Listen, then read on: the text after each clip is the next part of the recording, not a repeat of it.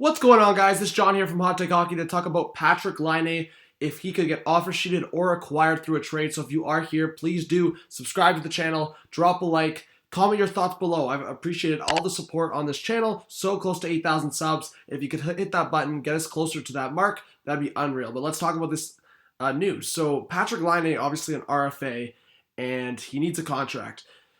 The rumors around Laine in terms of price is about 10 to 10.5 million. Yes, I'll put the links in the description. David Pagnotta is a guy, the fourth period on Twitter. Go look at him. He's been close to the situation about Patrik Laine and Braden Point. Another report came out that Braden Point as well possibly turned down a deal. There was no solid report that came out with the headline, but there was speculation that Braden Point did in fact turn down an offer sheet from Montreal. And if that happened before the Sebastian Aho, then that's even bigger news. But Patrik Laine would have to sign for 10 plus most likely. And the Montreal Canadiens, they don't have that cap space. And I'm going to talk a little bit about the teams here that could acquire him through a trade or an offer sheet. So the title of this video is 5 trade destinations for Patrik Laine, but they could also acquire through an offer sheet. For a couple of these teams, there would have to be some maneuvering, but let's get right into these teams. So first up, I have the Avalanche. So the Avalanche have already made a couple moves this offseason. You saw the trade with the Toronto Maple Leafs acquiring a guy like Nazem Kadri. What if they would go out and maybe not offer sheet Patrik Laine, but acquire him through a trade? They have some pieces here, and they have about $20 million of cap space. I'm looking at a guy like Tyson Jost maybe being in that package. Obviously, I think a first-round pick is a starter. And then maybe one of the defensemen, because the Winnipeg Jets obviously losing Tyler Myers and Jacob Trouba. Maybe they'd eye a guy like Zadorov. Yes, Zadorov was just re-signed for 1 year. Maybe that tells you something around that. Or you get a vet like Ian Cole, who has 2 years left at his contract at a reasonable hit. I think it's just over $4 million per year.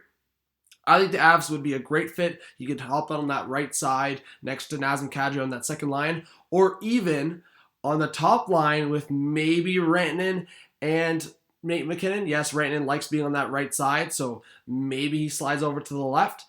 But honestly, imagine that line. So I like the Avs for being one of the destinations for Patrik Laine. And let's go to the New York Islanders. The Islanders do not have the cap space right now, so maybe they look at a trade, or maybe they clear some of that cap that they have on that roster to get the cap in order to offer sheet a guy like Patrik Laine. But for a trade, I'm looking at a guy like Nick Leddy. Nick Leddy has been in some trade rumors. I would also maybe have Thomas Hickey in that conversation as well, but maybe a combination of Nick Leddy, Anthony Beauvillier, who's an RFA, and maybe a first-round pick. Somewhere around those lines could see maybe a trade with the Winnipeg Jets. Again, this is just speculation, just based on what I've seen this offseason so far, what I think the value is with Patrik Laine and with these specific players. I think Nick Leddy would jump right in the top 4 for the Jets. A guy like Beauvillier right into the top 9, potentially on that second line. And then obviously a first-round pick. I think the Jets would want to gain back a first-round pick potentially. In terms of a guy like Patrik Laine who can score 40, 50 goals, you want the pot sweetened as much as possible. Let's go to the next team, the Montreal Canadiens. This one's obvious. But do the Montreal Canadiens have the space? They have about 14 forwards right now on their roster. Obviously, a few players will get sent down.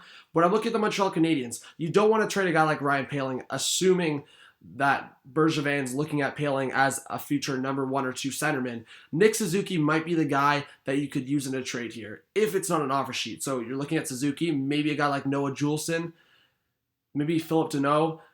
Deneau's a guy that I feel like a lot of Habs fans see as a second-line center. I don't know if a lot of other teams in the NHL see him as a second line. I would say he's either second or third-line centerman. Maybe the Winnipeg Jets find that need with Philip Deneau and get him the minutes and get him beside a guy like maybe a Nikolai Ehlers or whoever drops down into that role, maybe a Kyle Connor, but obviously we've seen Connor in the past with Blake Wheeler and Mark Scheifele. But that's an interesting take, especially with the Suzuki, because I think Montreal Canadiens fans would agree you'd rather keep a guy like Poehling over Suzuki if it came between keeping only one of them.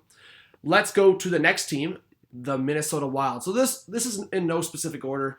I say it in all these videos, but the Minnesota Wild have been changing their, I would say just most of their roster, but their defense has stayed the same. And I feel like, yes, Spurgeon, 1 year left.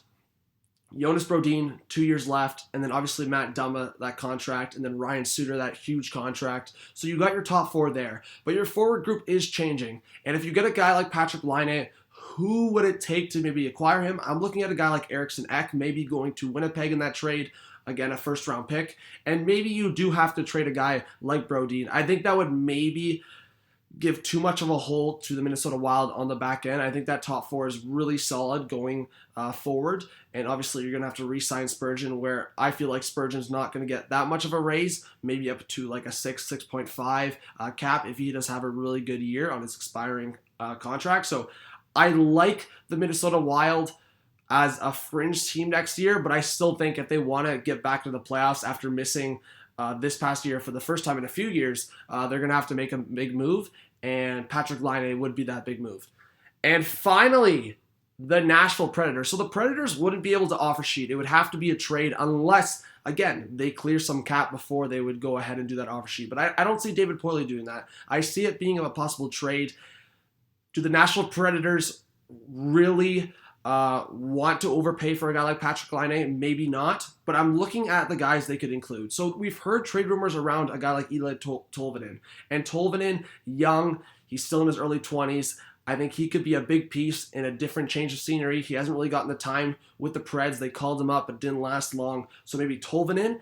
Again, if you're doing it through the trade and not clearing it ahead of time, Kyle Turris might go the other way. And actually, in my opinion, that could be huge for the Winnipeg Jets. Kyle Turris, yes, a $6 million cap hit, but you've been looking for that second-line center with term. Kevin Hayes just got a monster contract, over $7 million. And in my opinion, if you look at past years, Kyle Turris has had better years than Kevin Hayes. Yes, Kevin Hayes, if you look at recency bias, Kevin Hayes had the better year last year. But in years past, it's been Kyle Turris. And I think Kyle Turris could be a good addition for the Winnipeg Jets.